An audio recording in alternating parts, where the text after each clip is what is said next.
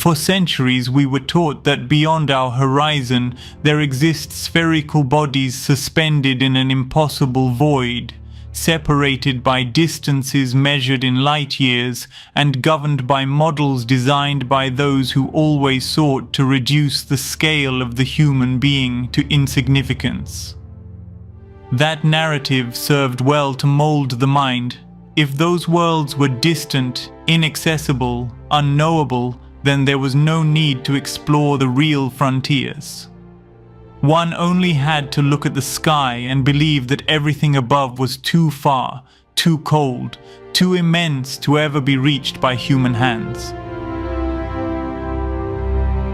Yet the ancient records, those that survived the 1728 reset, propose an entirely different truth. There are no unreachable worlds floating in nothingness. What we call planets are in reality other lands, other dome worlds, located beyond the ice walls, arranged in successive concentric rings, each sealed beneath its own dome.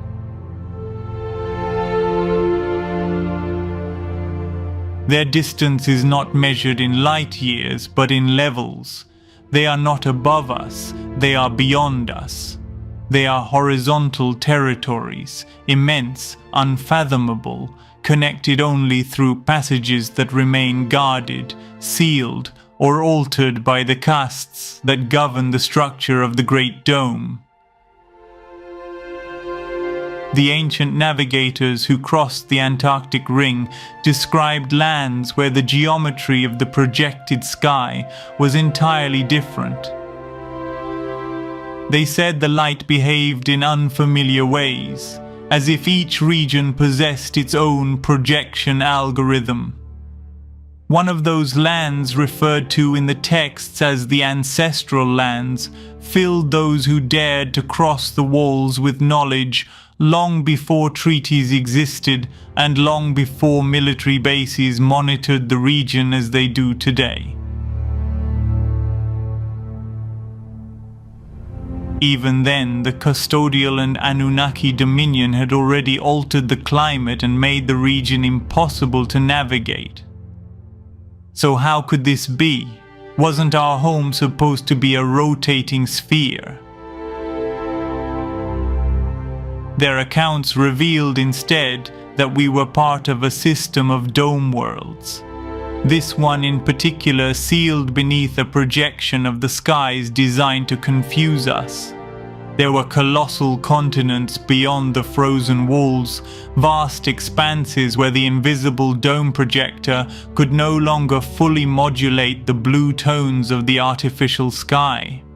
The same happened with Mars, Venus, Jupiter, Eris, Thuban, Markab, Shedar, and so many other names taught today as stars, constellations, or remote spheres.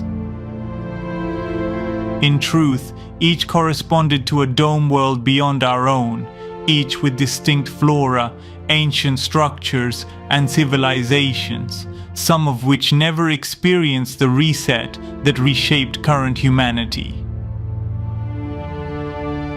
What official science calls stellar distance was simply the inability to access those territories after the custodians sealed the passages between the first dome and the outer regions.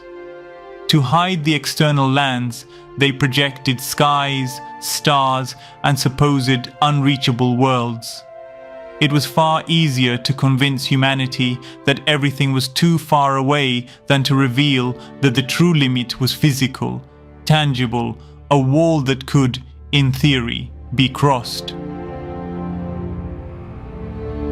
When the pre-reset peoples looked upon the projected vault above them, they did not see galaxies. They saw reflections of the upper oceans. The projection of the invisible dome functions as a fractal membrane that captures signals, energies, and luminous patterns originating from beyond the Antarctic Ring, and reinterprets them as stars and celestial bodies. This is why the ancients claimed that every star had its twin land, a physical territory emitting the luminous information later transformed into projection within our dome. Within this framework, what we call Venus is not a burning sphere millions of kilometers away, but a warm land enclosed within a dome distinct from ours, with its own ecosystem, atmosphere, and projected cycle, accessible by traveling horizontally, not upward as science claims today. The same is true for all other so-called planets. Each is an external region, inaccessible through the current routes, yet tangible, real, solid, beneath the feet of those who once walked them before manipulation took full hold. The idea that they are far away exists only because the custodians altered navigation data, destroyed the maps of Great Tartaria, and manufactured a cosmology designed to discourage anyone from seeking the outside. The distances we were taught, millions of kilometers, light years, empty abysses, were introduced to bury the possibility of travel. But in the ancestral cartography, each planet was represented as a territory beyond the ice walls, separated not by space, but by energetic frontiers.